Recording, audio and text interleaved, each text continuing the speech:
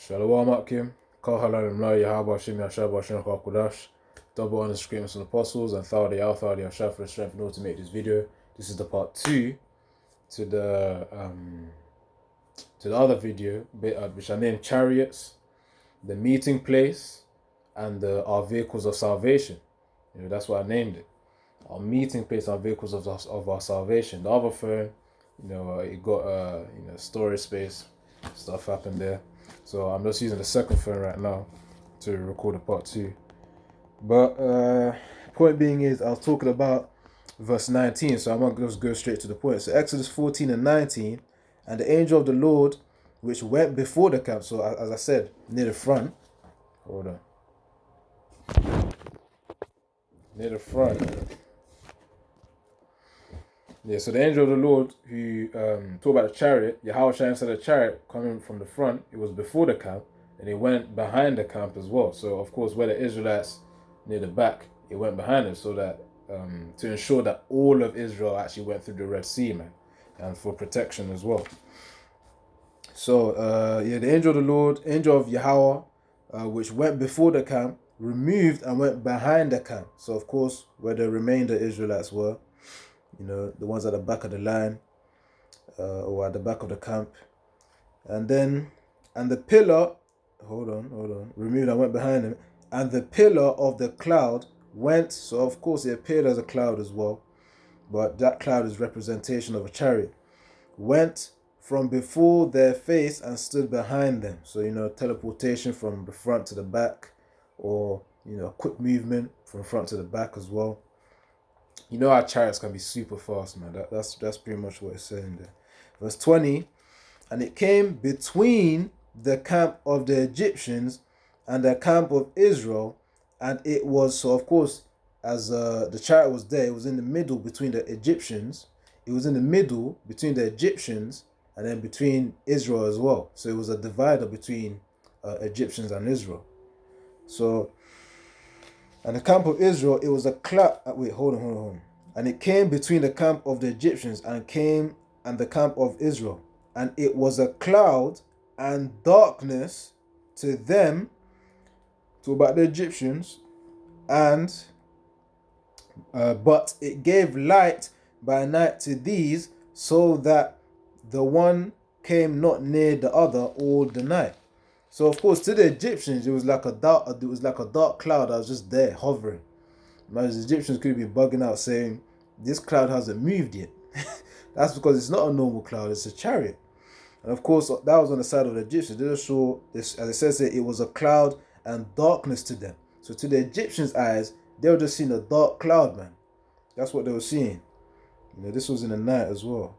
So it says, but it gave light by night. That shows that it was in the night. As Israel was camping, the Egyptians had their camp there, but the chariot was the separator. And then to the eyes of Israel, this is what they saw. It says, but it gave light by night to these, so that the one came not near the other all the night. So of course the chariot was also as a light to Israel, man. So they were able to do their business there, as they were holding camp prior to walking through the Red Sea. So that was Yahweh Shai pretty much in the chariot, man, protecting Israel as well. And as I said I was going to get a precept. But before I get the precept pertaining to Yahweh Shai, let me get Numbers 14 here. Which pretty much says the same thing, but I'm going to still get precept upon precept, line upon line.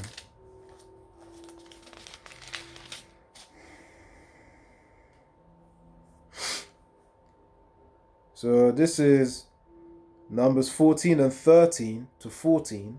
The key point is in verse 14. It says here, and Moses said unto the Lord Yahweh, then the Egyptians shall hear it, for thou broughtest up this people in thy might from among them, and they will tell it to the inhabitants of this land. For they have heard that thou, Lord Yahweh, art among this people, that thou, Lord Yahweh, art seen face to face, and that thy cloud, representing a chariot, standeth over them, and that thou goest before them by daytime in a pillar of a cloud and in a pillar of a fire by night.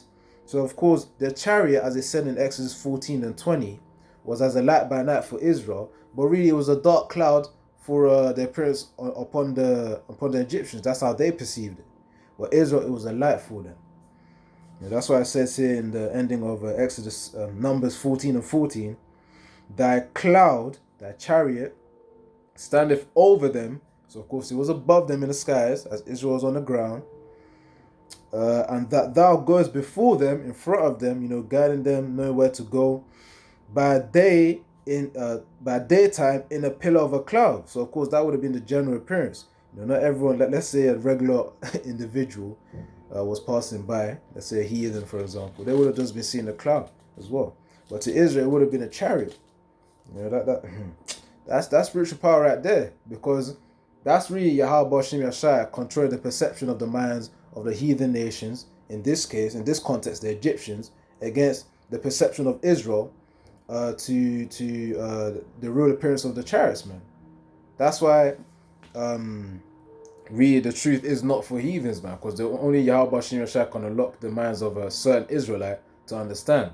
And of course, 2/3 who are heathens, they're also blinded to this truth as well. They can't see the light. So the same way Israel was able to see the chariot, in the light, and of course to receive light from the chariot in the nighttime, as I said, Exodus 14 and 20, and Numbers 14 and 14. The thing is, the same way they perceived the light, and the Egyptians couldn't perceive the light, they perceived the dark cloud. It's the same way the elect of Yahweh Shem Yashai and Yahara Tazar in humility that we are those elect. That's why we say we are, hopefully we are the elect as we work and we endure to them. And Yahara Tazar, we endure to it to actually become the elect too. The elect are actually going to be able to see the truth of the scriptures, man.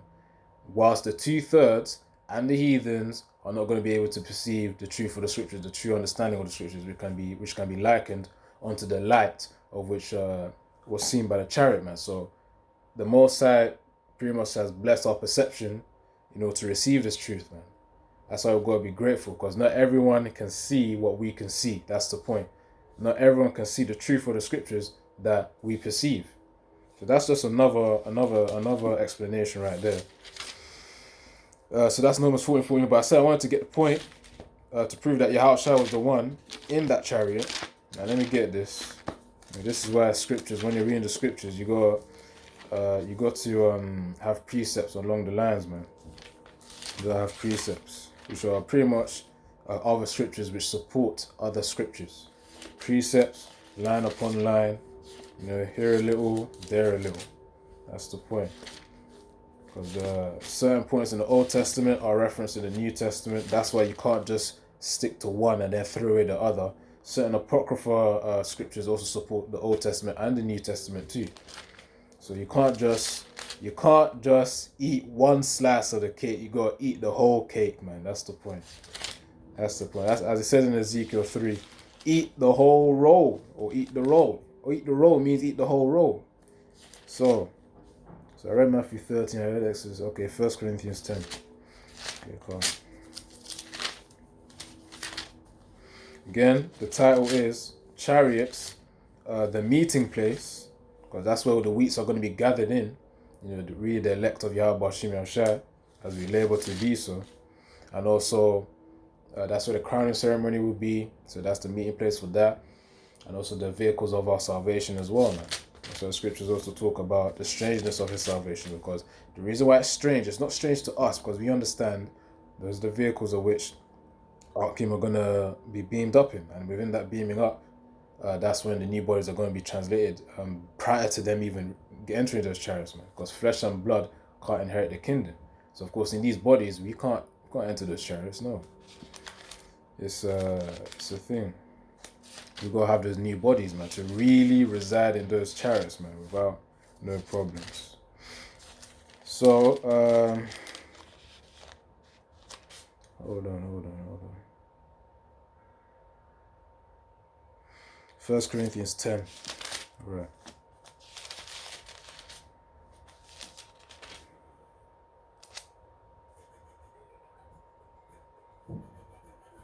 Yeah, in case you hear something in the background, I was playing some calm music, just to set the tone.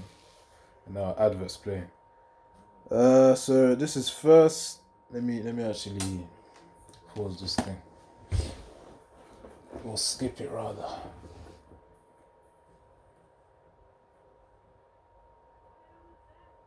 Damn, they've got 3 adverts now? I just saw 3 adverts going on right there, man. I thought there was only 2. Anyways, to the point though. 1 Corinthians 10 and 1 to 4. Moreover, brethren, I would not that you should be ignorant how that all our fathers were under the cloud, the chariot, and all passed through the sea, the Red Sea, the Gulf of Suez if you want to be specific, and were all baptized unto Moses in the cloud and in the sea, and did all eat the same spiritual meat. And verse 4, which is the key point, and did all drink the same spiritual drink, for they drank of that spiritual rock that followed them, and that rock was Hamashiach Yahushua. So verse 4, 1 Corinthians 10 and 4 was a proof that Yahushua was in that chariot, man. Because he's described as the rock, the spiritual rock of which followed them through the chariot, through that cloud, mentioned in verse 1 and 2 of 1 Corinthians 10, in order to protect Israel, man. And obviously that process was seen as a baptism as well, a spiritual baptism, going through the water. Because water was also used for baptism as well, which John was doing back in his day, man. And if you get into that Matthew 3 onwards, he was doing that. So yeah, that's the point right there. Let me read it again. 1 Corinthians 10 verse 1 to 4. Moreover, brethren, I would not that ye should be ignorant, so of course not aware of things, how that all our fathers were under the cloud and all passed through the sea, the Red Sea, Gulf of Suez, and were all baptized unto Moses in the cloud and in the sea. So of course as a chariot was there and amongst the Red Sea as well, spiritual baptism. And did all eat the same spiritual meat, and did all drink the same spiritual drink, for they drank of that spiritual rock that followed them, and that rock was Hamashiach Yahushua. So of course, that's proof right there that Yahushua was following Israel, in that chariot that I mentioned in Numbers 14:14, Exodus 14 and 20 as well. So of course, these chariots are also used as salvation, man. They're used, as well as Yahushua watching over Israel. There's also right now, in this current time, where angels are within those chariots also watching over us too. And let's get to it. Because of our fear and faith in Yahweh Yahushua, and as we're able to do this work as well, the angels are protecting us. An abundance of them, far more than you think, are protecting you. As you do your prayers, as you do your fast, they're watching, they're sending your prayers up there. You've got certain angels to do that. You've got certain guardian angels, to just dwell near your vessel, to support you as well in your low moments. All Darak Yahweh Bashim Yahshai as well at the end of the day. But there's an abundance of them, man. When Ezekiel, was seeing those chariots as well, there's an abundance of them. And, the angels are innumerable as well. So clearly there will be an abundance of angels for each brother, protecting them. Right. Psalms 34 verse 7.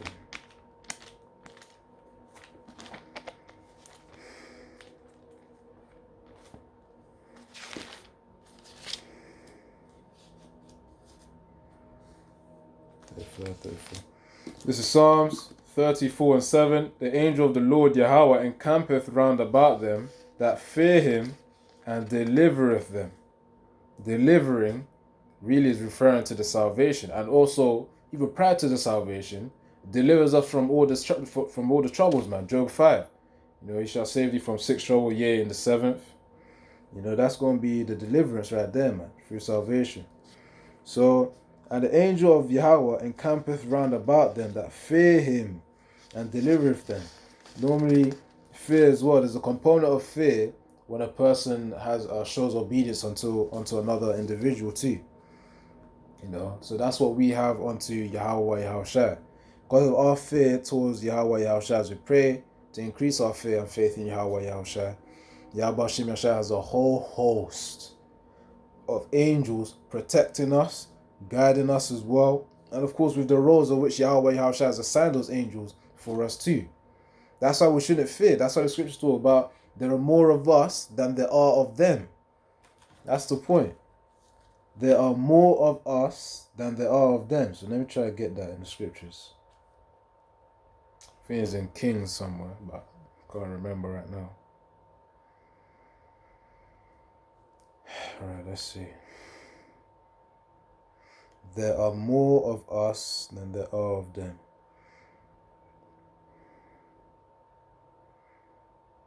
That's why we shouldn't be scared, man.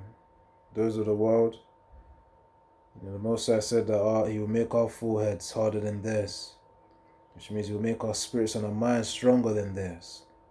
We're not supposed to be swayed by their vain words. Let me type this out.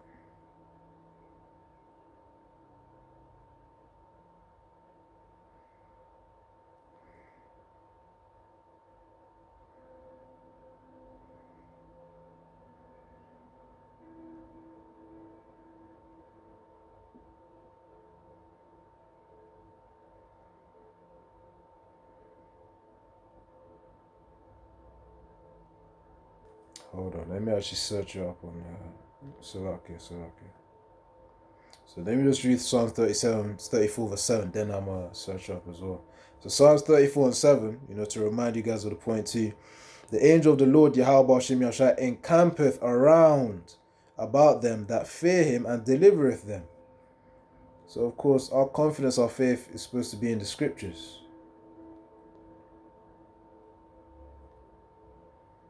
That's why we shouldn't be fearing, man. Alright.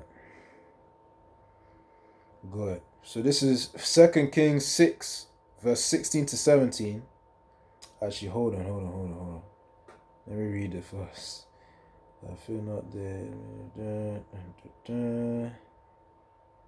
Right. So 2 Kings 6, verse 16 to 17. And he answered, Fear not, for they that be with us are more than they that be with them. And that's spiritually as well, man. Remember, faith is the evidence of things unseen and the substance of things hoped for. So we have our faith that there are more of us than there are of them. And when I say us, I'm talking about the angels as well as the brothers as well. There are more of us, spiritually speaking, there are more of us because we've got the angels backing us too, which Yahweh Shem Shai has assigned to certain brothers. An abundance of them, an abundance. That's probably an understatement as well. An abundance of them for each brother. And it says here, 2 Kings 6, verse 16 to 17, and he answered, Fear not. That's all we shouldn't be scared. We shouldn't be scared. Just because a vessel on earth is, doing their wickedness and whatnot, having affliction upon you. Don't fear. Especially in these times where Yahweh Shem Yahshua is going to make Esau to speed up the implementation of the mark of the beast, man. It's 2025, November. There's a reason why I mentioned November, because there's certain things that are happening. First of all, you got the trials on the Neuralink. DARPA's already ready with their chip anyways. In the military, they want to try and put implants and that. They're most likely already implementing it or about to. But with all these signs that we were seeing, 2025, easily, man, you could be walking in the street and eventually you might just see someone with a chip, man. It's like, oh, this is what the apostles, this is what the elders of GMS have been preaching the whole time, man. Of Great Millstone have been preaching the whole time. The MOTB. That's the one thing of which you can't fail at, man. That's the one exam you can't fail at, man. That's the point.